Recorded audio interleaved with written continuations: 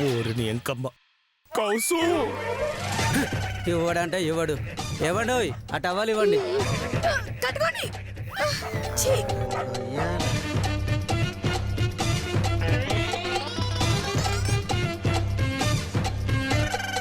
దుర్మార్గుడా, సాటి మొగాడానికి జాలి లేకుండా ఇలా నడి రోడ్డు మీద నా పరువు తీస్తావా?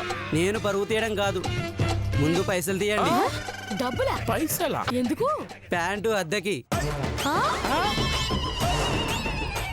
అద్దె? అద్దె మేందుకు ఇస్తావు?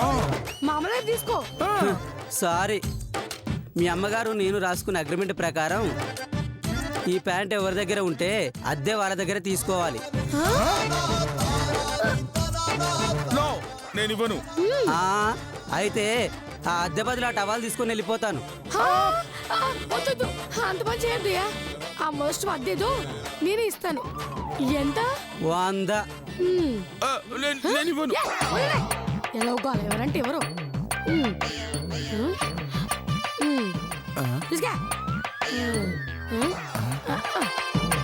మీ అమ్మ బుద్ధి ఏడికిపోతుంది. ఏంటి? ఏం లేదు, చూసావా మీ అమ్మ ఎంత దుర్మార్గరాలు. ప్యాంటు పెట్టి అరగంట కూడా కాలేదు, అప్పుడే గుంజుకుంది. ఆ ప్యాంట్ అద్దె కూడా నా దగ్గర వసూలు చేసింది. యాదవ జన్మ. అన్నయ్య, అయ్యో అన్నయ్య ప్యాంట్ ఇది.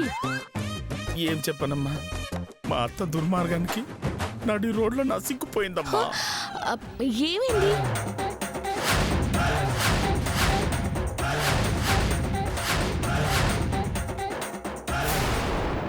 ఛీ, ఆవిడ జన్మకి మారదు.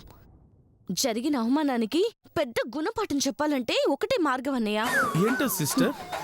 ఎస్ఐ యాదగిరి. అనసూయత్తకి మన మీద గౌరవం తగ్గకూడదన్నా, మనమంటే భయం పోకూడదన్నా అతను సీన్ లోకి రావాలి. ఎలా తీసుకొస్తావు?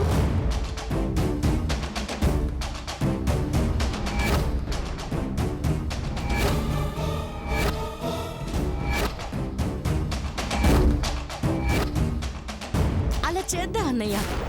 Super sister. సరే, మీరిద్దరు వచ్చేయండి, నేను రెడీ వెళ్తా. అలాగే. కరెంట్ లేదు కదా.